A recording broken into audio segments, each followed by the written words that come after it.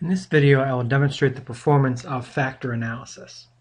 Now, before we get into the actual demonstration of the techniques, I want to talk a little bit about the theory and some of the application behind when and why we would use factor analysis. Now, this technique is very different than many of the techniques we use in inferential statistics when we're basically trying to compare groups to look for differences, or even when we're doing correlations or regression, when we're trying to make predictions or find relationships among variables. Factor analysis is really more of a data reduction technique.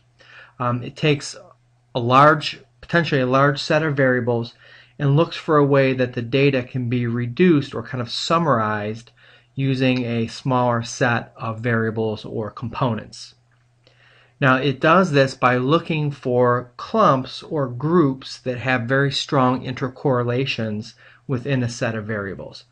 So this is very difficult to do by eye. We can look for correlations in a correlation matrix when we've got a small number of variables, but when we have a large number of variables, which can very often be the case in factor analysis, we might have 10, 15, 20, or even 30 or more variables that we're trying to kind of find intercorrelations and try and find a pattern to how these variables work together. So that's difficult to do by eye. So this technique helps us do that mathematically. So factor analysis techniques have a lot of different uses.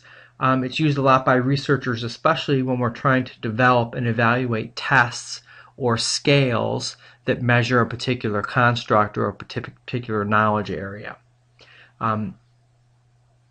How this typically works is the person developing the scale starts with a large number of individual items or questions on a scale or a measurement tool. And then by using these analytic techniques in factor analysis, we can kind of refine and reduce these items into a smaller number of subscales that measure the construct together, but also maybe measure various aspects of that construct. So we can use factor analysis to reduce a large number of related variables to a more manageable number and also a more efficient number of variables to measure a construct. So we don't have redundancy in the measurement of a construct, but we're measuring all aspects of that construct. So there's kind of two main approaches to factor analysis that you'll typically see described.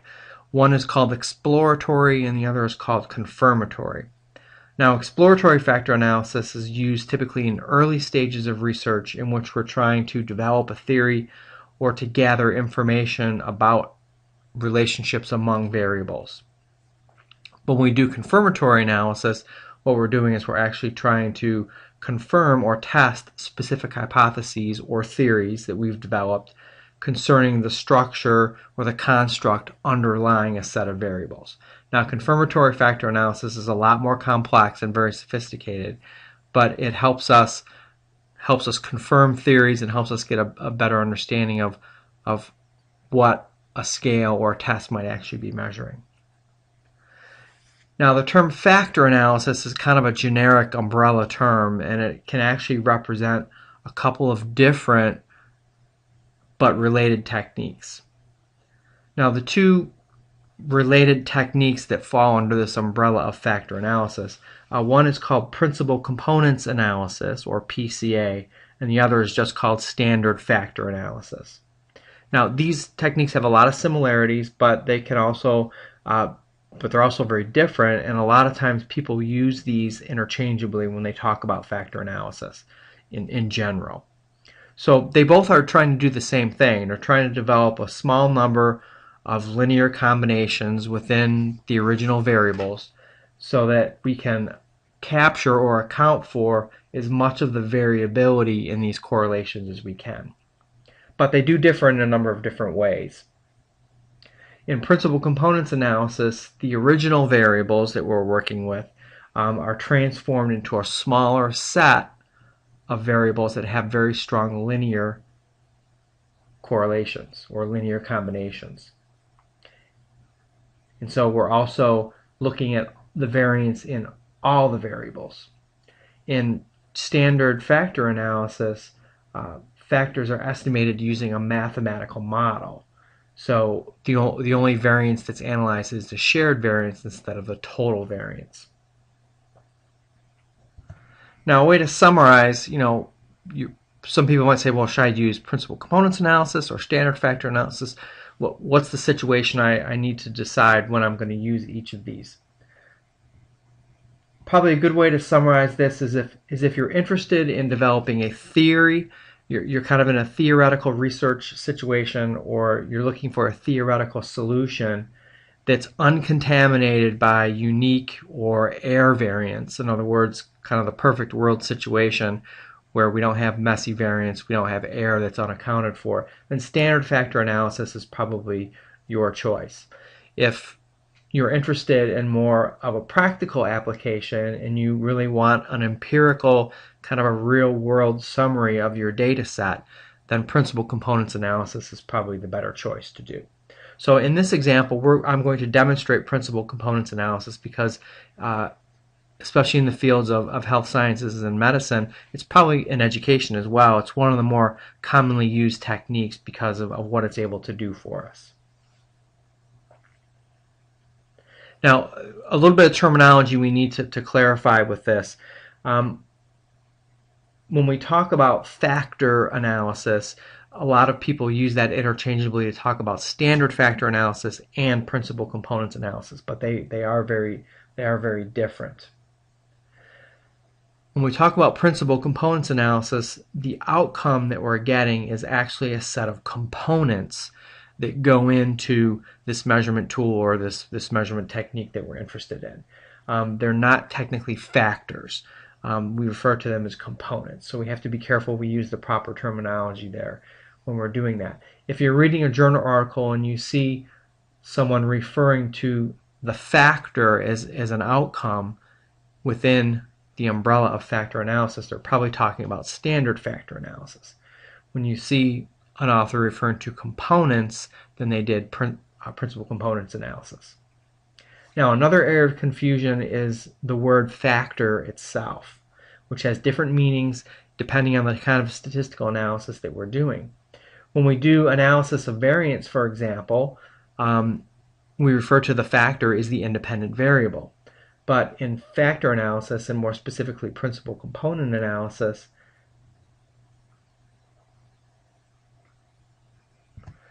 we don't use the word factor, we use component. But when we're doing standard factor analysis, factor refers to a group or clump of related variables. Not necessarily an independent variable per se, but a group or clump of related variables.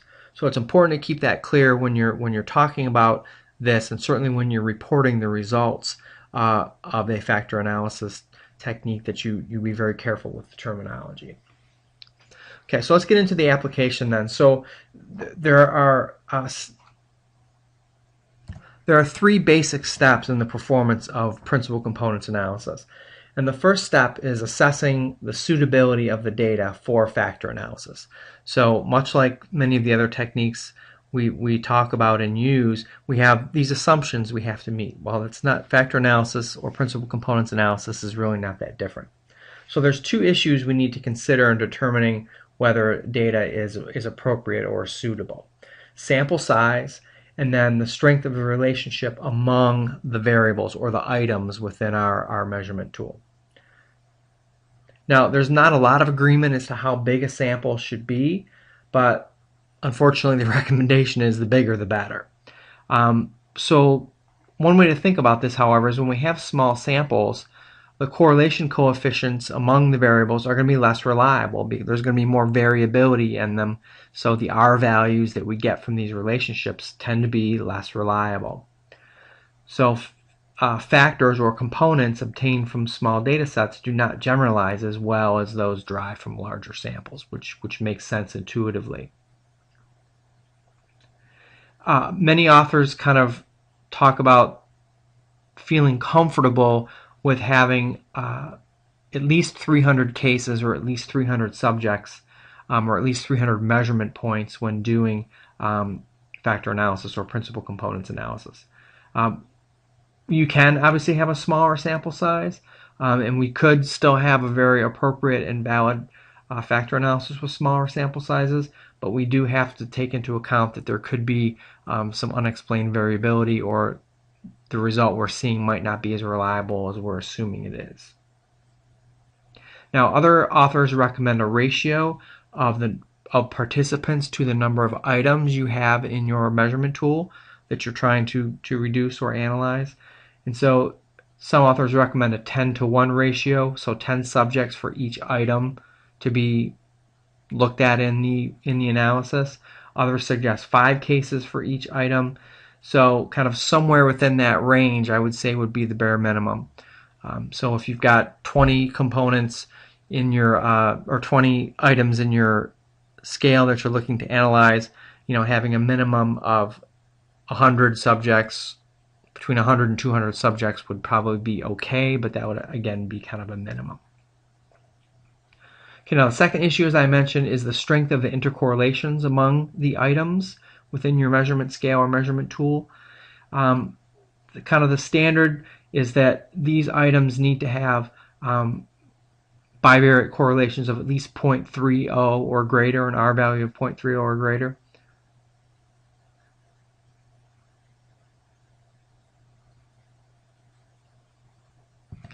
If there are only a few correlations above this level, then factor analysis might not be appropriate. And again, it's going to depend on how many items you have.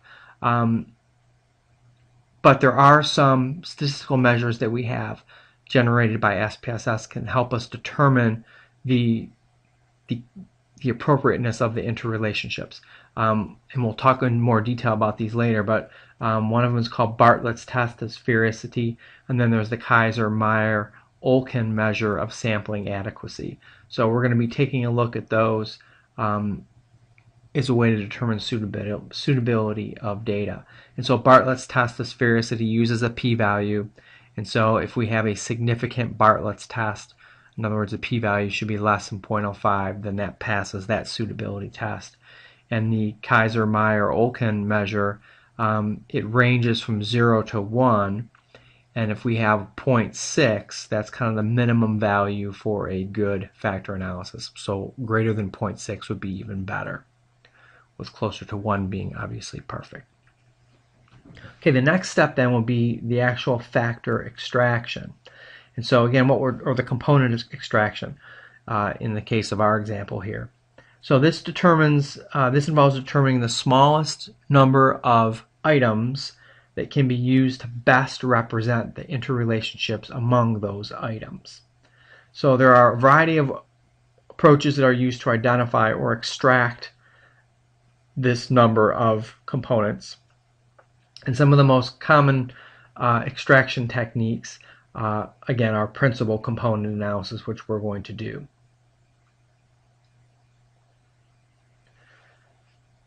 So in the example we're going to do, it's typically up to the researcher to determine the number of factors that you consider best in order to describe the underlying relationship. But we have to balance two conflicting needs.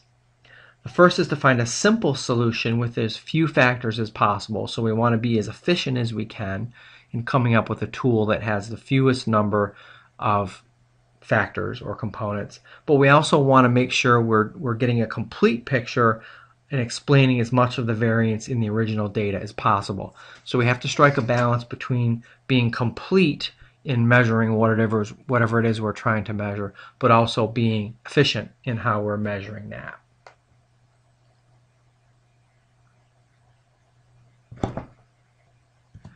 Now we have three measures that we can look at that help us determine how efficient and how in-depth we're being in our measurement of the variance and accounting for the variance. The first is called Kaiser's criterion. There's something called the Scree test, and then something called parallel analysis. And we'll talk more in detail about that when we get into our example.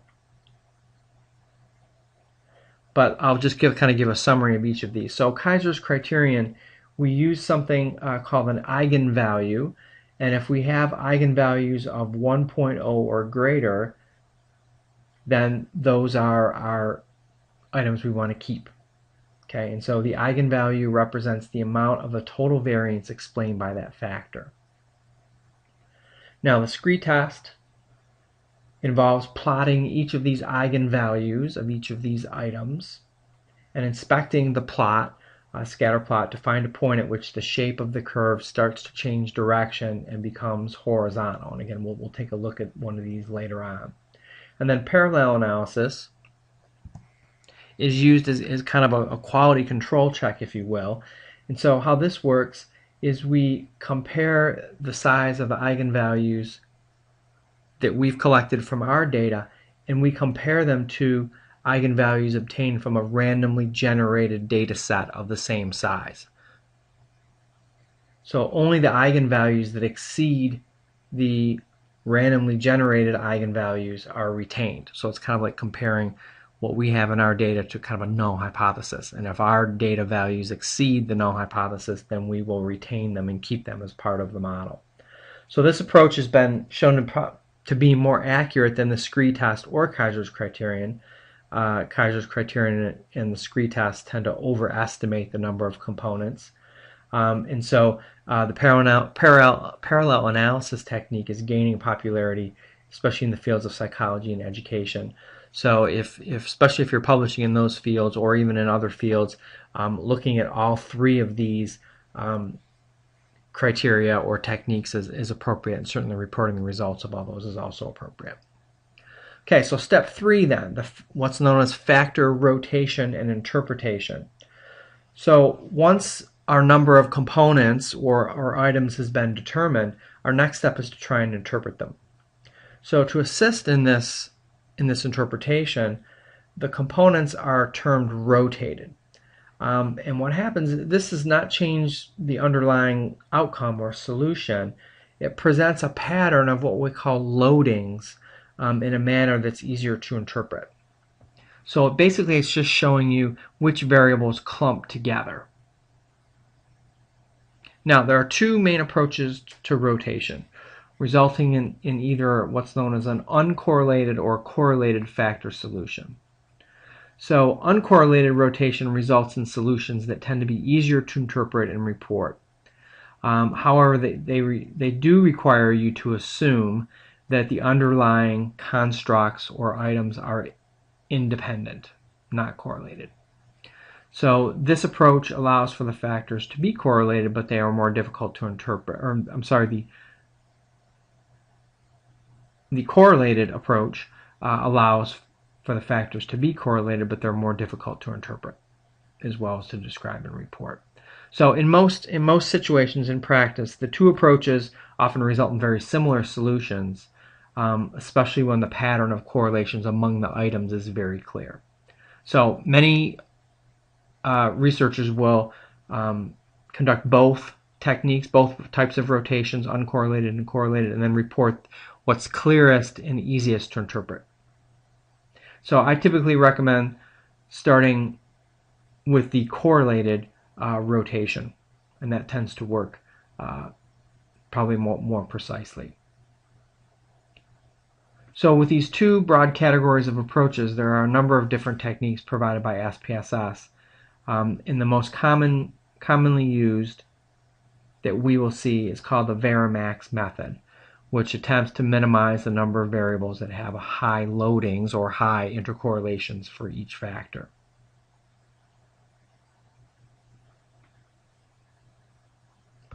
So that's some of the theory and some of the basic application ideas behind principal components analysis. So let's go ahead and get into an example.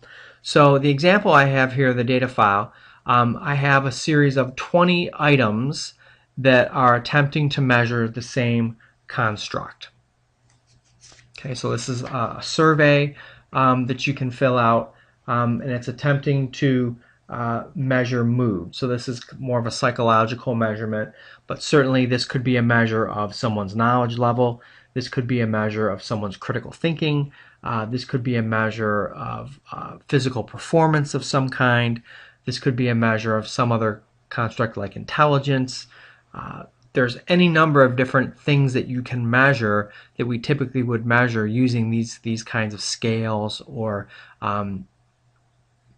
survey situations. And so this is just an example of measuring mood, attempting to use different scales to measure the depth as well as the breadth of that particular construct.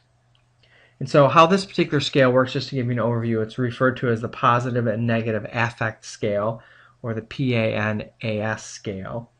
And how this works is there's 20 adjectives describing different mood states. 10 of them positive adjectives like proud, active, or determined, and 10 of them negative like guilty, nervous, afraid. So this is attempting to measure two underlying dimensions, positive affect and negative affect.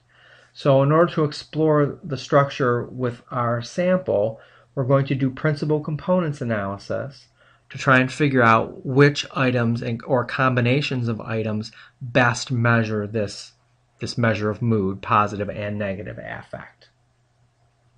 So our underlying research question would be then, what is the component or factor structure of this positive and negative affect scale? So previous research has suggested that a two-factor structure, positive and negative affect, works the best. But we want to discover, is the structure of the scale in our sample consistent with what has been found in previous research? So is our data going to match up with the theory? So we have 20 correlated continuous variables, and so each of these components, each of these items, 1 through 20, is measured using a scale from 1 to 5, with 1 being feeling very slightly or not at all about a descriptor. So if the descriptor is interested, you can either answer very slightly or not at all, and up to 5 is extremely. So this measures this in a continuous way, in an interval-based way, each of these 20 adjectives or scales. Okay, so the assumptions we have here are sample size. So again, ideally our overall sample size should be, having at least 5 cases for each of the variables. So that would be 20 times 5 would be 100. So we have 439 subjects. So we meet kind of that minimum idea of subject number. We meet the other suggestion of minimum of 300. So we seem to have an adequate sample size. Now the next we look at the factorability of the correlation matrix. So again, to be considered suitable for this analysis, the correlation matrix should show at least some of the correlations among the items having an R value of 0.3 or greater. Bartlett's test of sphericity should be statistically significant at p less than 0.05, and the Kaiser-Meyer-Olkin value should be 0.60 or greater, and we'll see that in the output. We want to also look for linearity. Again, we're talking about correlations here, so we're assuming these correlations are linear. Now, we'll do kind of a spot check of some of the scatter plots to make sure we don't have any curvilinear relationships. But typically, if we have an adequate sample size, as far as a ratio of cases to variables, that shouldn't be an issue. So if you meet that first assumption of sample size, meeting the assumption of linearity should not be an issue. Also, we want to look for outliers among the cases. Factor analysis, like many other techniques, can be sensitive to outliers. So as part of your initial data screening process, before we even get to doing factor analysis, we want to make sure our data is accurate, complete, and we also want to screen for outliers using perhaps the outlier labeling technique as a way to look for outliers and then deal with those in several different ways. We can trim them.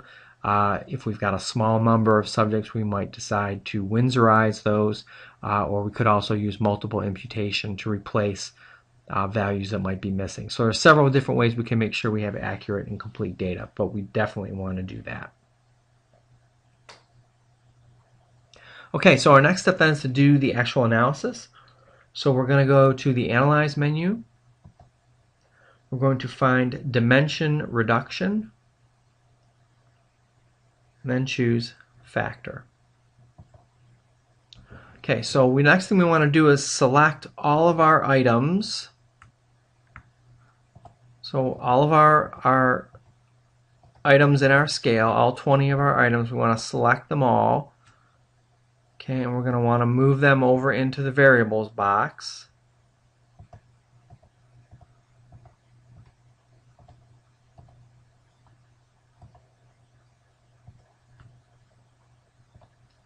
All right, so I have all 20 items there.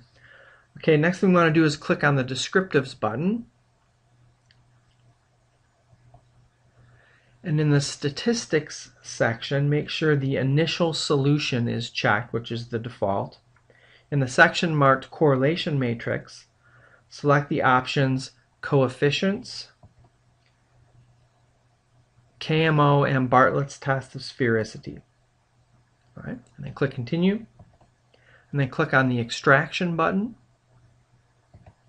In the methods section, make sure principal components is selected. So again, we're doing principal components analysis. There are other techniques which we don't have really the time to get into, but we're doing a principal components analysis, so we want to make sure that is checked. And then we can choose in the analyze section, correlation matrix. In the display section, select scree plot, and then make sure that unrotated factor solution is also checked. In the extract section, we want to select based on eigenvalue, or if we want to force a specific number of factors, which you may say I want to have a minimum of 5 factors or components to my item, then you can force that number, and you can then type in that number. But we're going to base it on the eigenvalue. Then we click continue. Then we click on the rotation button, choose direct oblumum, and press continue. Click on the options button. Now in the missing values section, click on exclude cases pairwise. So again, if we do have some missing data, if a case or a subject has missing data, we'll exclude them. In the coefficient display format section, the one just below that, click on sorted by size and suppress small coefficients. Okay, and remember we talked about the value of 0.30 being the value that is kind of our threshold, our minimum. So we type in that value, so 0.30. So any coefficients that are below 0.30, we won't use those. So only the loadings or only the intercorrelations among variables above 3.0 will be displayed, so it'll make it a lot easier for our output to interpret. Then click continue, then click OK. As you can see, we have a lot of output generated, and so it gets a little confusing to go through this, but we will follow this in a step-by-step procedure. So first we want to interpret the output. Okay, and our first step is to verify the data set is suitable for factor analysis. So we're going to check that the Kaiser-Meyer-Olkin measure of sampling adequacy, or the KMO, which you're going to see in this table right here. We want to make sure that value is 0.60 or above. And as you can see here, our KMO value is 0.874, so that's good. We also want to look for Bartlett's test to be significant, so we're going to look at the SIG value of Bartlett's test. We want that value to be less than 0.05, and in this case it is. Therefore, factor analysis is appropriate for our data. Now, in the correlation matrix just above it, we can look for correlation coefficients of 0.30 and above. If you don't find many, we might want to reconsider. But as we start to look through this, we can see several. I'm looking at column PN2 here. We can already find several that are 0.30 or greater. There's 0.462, there's 0.645, 0.41, 0.5, and if we just kind of eyeball through the rest of these correlations, we can see that we've got numerous correlations above 0.30. So we're meeting that second assumption. Second step in our interpretation, we need to determine how many components to extract. So we need to consider a few pieces of information in the output. So using Kaiser's criterion, we're interested only in components that have an eigenvalue of 1 or more. So to determine how many components meet this criteria, we need to look at the total variance explained table, which we go to our table of contents here is this table. So we need to scan down the values provided in the first set of columns. So this first set labeled total, we want to scan that. Initial eigenvalues, okay? The eigenvalues for each component are listed. So in this example, only the first 4 components have eigenvalues above 1. So we can see component 4, 3, 2, and 1 are the only ones that have eigenvalues above 1.0. So we can also look at the percentage of variance that each one explains. Okay, so component 1 explains about 31% of the variance, 2 explains 16%, 6, and then 5%. And we can also look here at factor 4. This gives us an idea of the cumulative percentage of variance explained by these 4 components, and that is 60.13%. So these 4 components explain the majority of the variance within this set of data. So that's good. We'd like to have at least the majority of the variance explained by our factors or our components. Now, step 3, using the Kaiser criterion of that eigenvalue of 1.0, we might find that too many components have been extracted. In other words, we can't just count on the Kaiser criterion by itself. So we also want to look at the scree plot. So if we click on scree plot, we can see that in this table. So what we look for is a change or an elbow in the line graph. Okay, so only components above this break or elbow are retained. So in this example, it's quite clear that we have a break right here, or an elbow right here, between the second and third components. So components 1 and 2 explain or capture much more of the variance than the remaining components. So from this plot, I would recommend and suggest retaining and extracting only 2 components, because right here between 2 and 3 we see this break. So it appears that these first 2 components explain a lot more variance than the remaining components. Now there's another small break between component 3 and 4. We see this other little dip right here after the 4th, and there's another one right after this 4th component here. So depending on the research content, we might also want to consider retaining those factors because of that dip. So remember, this is a data exploration technique, so there's not always kind of this black and white demarcation point or decision point. So the interpretation, we very often have to kind of use our best judgment. We don't always have hard and fast rules we can stick by.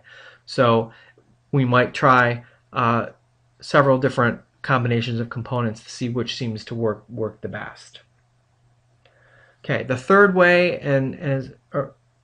the next step, and the third way we can determine our extraction is that parallel analysis that we talked about. Now, in this procedure, we're going to need the list of eigenvalues provided in the total variance explained table.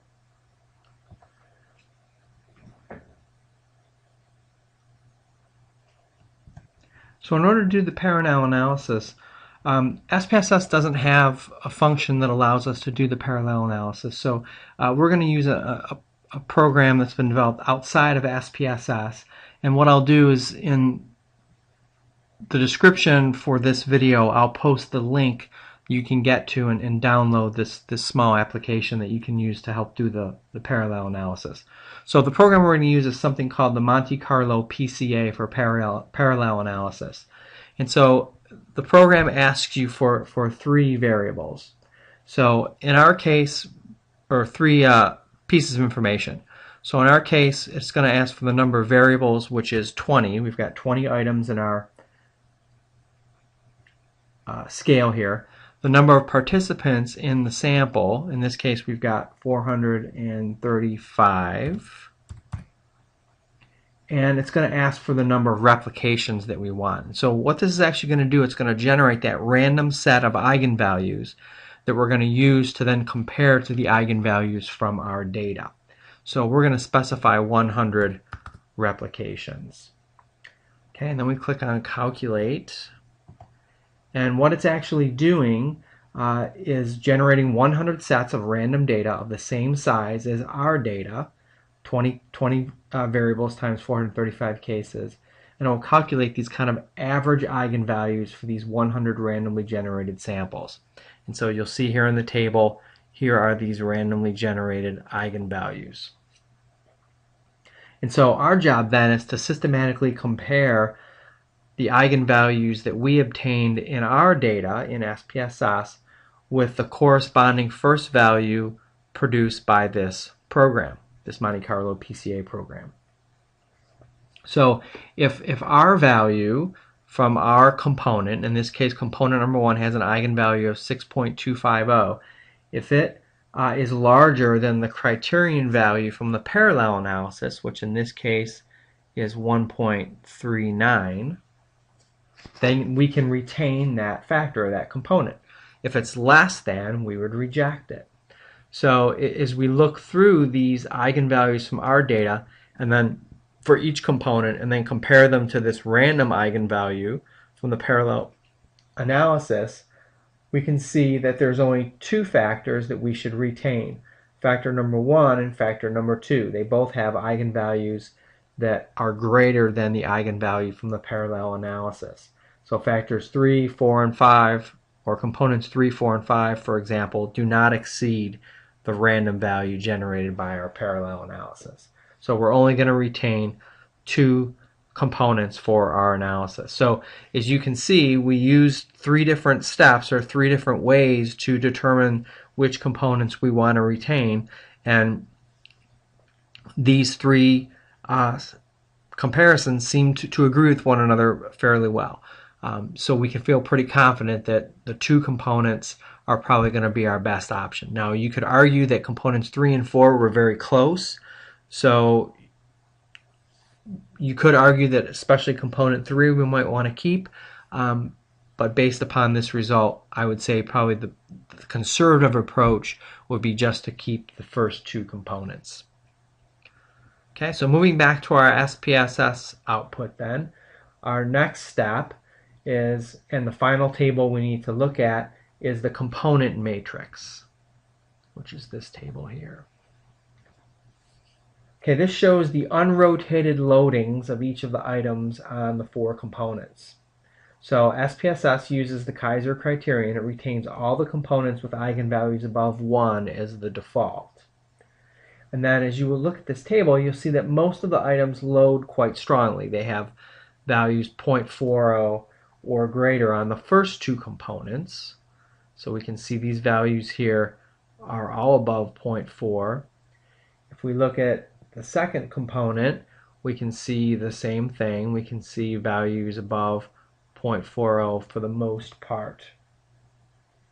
So very few items load or interrelate on the third component, and there's only a pair of them on the 4th component. So what this is telling us is that the first 2 components have the best and the strongest interrelationships among these different items. And so we want to stick with the components that have the greatest number of interrelationships and the strongest interrelationships. So this again kind of confirms that our 2-factor component is probably the most appropriate. All right, the next step and the last step before we make a final decision concerning the number of components is we should take a look at the rotated 4-factor solution that is shown in the pattern matrix table.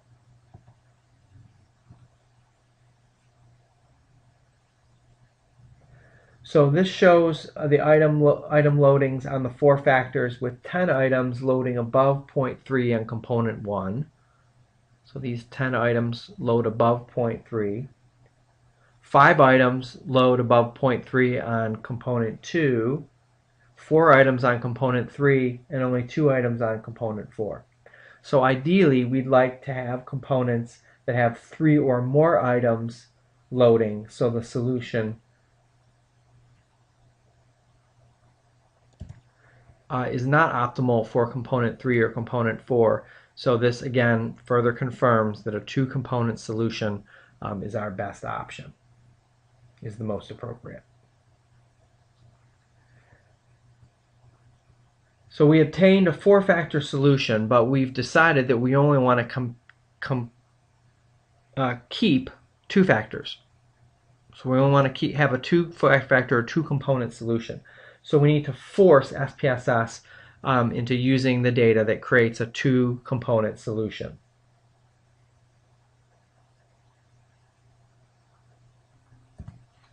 So in order to do that, we're going to go back to the Analyze menu, Dimension Reduction, Factor, and we want to go back to the Extraction button. That's the only thing we're going to need to change. And we're going to click on Fixed Number of Factors. And in the box next to that, we want to include the number of factors we want to extract, or components we want to extract. In this case, 2. We've decided we want to go with a 2-component or 2-factor model. We then click on Continue, and then click on OK. So now we're kind of to the second stage of the interpretation of our output, where we're looking at the rotation of our 2-factor solution. And again, this is going to help us determine the suitability of this 2-factor solution or 2-component solution. So the first thing we need to check is the percentage of variance explained by this 2-factor solution, and that's shown in the total variance explained table. So for the 2-factor solution, we're only explaining about 48% of the variance, okay, compared by over 60% of the variance explained by that 4-factor or 4-component solution. So after rotating this 2-factor solution, there are 3 new tables at the end of the output we need to look at. And the first one is we need to have a look at the component correlation matrix. And this is going to show us the strength of the relationship between the 2 factors. In this case, it's fairly low, or quite low, at 0.277. So this gives us information to decide whether it was reasonable to assume that the 2 components were not related, or whether it is necessary to use and report the rotation solution that we used here. So in this case, the correlations between the 2 components are quite low, so we would expect very similar solutions from either of the types of rotations, either the Varimax or the Oblimin rotation. So if the components are more strongly correlated, however, we have a value above 0.3, we may find discrepancies between the results of the 2 rotation approaches. So if that's the case, you need to report the Oblimin rotation. So Oblimin rotations provides 2 tables of loadings, or interrelationships. The pattern matrix in this table shows the factor loadings of each of the variables, each of the items, excuse me. So we want to look for the highest loading items on each component to identify and label the component. So in this example, the main loadings on component 1 are items 17, 12, 18, and 13. 17, 12, 18, and 13. So those are the highest loadings. So if we refer back to the actual items themselves, as we talked about, you will see that these are all positive affect items. Okay, enthusiastic, inspired, alert, attentive. So the main items on component 2 are the negative affect items, 19, 14, 3, and 8. And these are all negative affect items. So in this case, it's really important to kind of know what each of your items are measuring and telling you, so that we can kind of make this interpretation. So in this case, identification and labeling of the two components is pretty easy, but this isn't always the case, unfortunately. So it looks like the two components are giving us that separation that we're looking for, that one component is all positive affect items and the second component is all negative affect items. So we're getting the separation that we expect to see. So now the structure matrix table, which is unique to this Oblimin output, provides information about the correlation between variables and the components. So if we need to present the Oblimin rotated solution in your output or in your results section, you have to present both of these tables, the pattern matrix table as well as the structure matrix table. Okay, now another table we want to look at that's up a little farther in our output, the communalities table. This gives us information about how much of the variance in each item is explained. So how well does each item in the tool explain variance. So low values, less than 0.3, could indicate that the item does not fit well with the other items in its component. So for example, item number 5 has the lowest value, 0.258, for this solution, the two-factor solution. If we look at item 5, 0.258, it's got the lowest value. And it also shows the lowest loading on component 2 back in our pattern matrix table. So item 5 in component 2 has the lowest loading, the lowest interrelationship. So if we're interested in improving or refining the scale, making it more efficient, you could use this information to start to remove items from the scale or the measurement tool. So removing items with low communality values tends to increase the total variance explained. So the communality values can change dramatically depending on how many components are retained. So it's often better to interpret these values after you have chosen how many factors you want to retain using the scree plot and the parallel analysis. So you could argue that removing item number 5 might improve the efficiency of the analysis, and you can go ahead and do that, remove it, and then rerun the analysis to see if that explains the percentage of variance explained. Now, that's pretty much the analysis, but I have to warn you that this example was pretty clean, a pretty easy example. There wasn't a whole lot of messiness involved in it.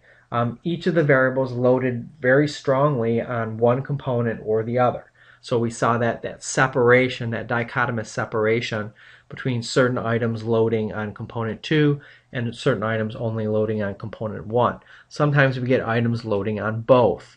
And so when that happens, that indicates that there might be some overlap there or some confusion as to what an item is actually measuring.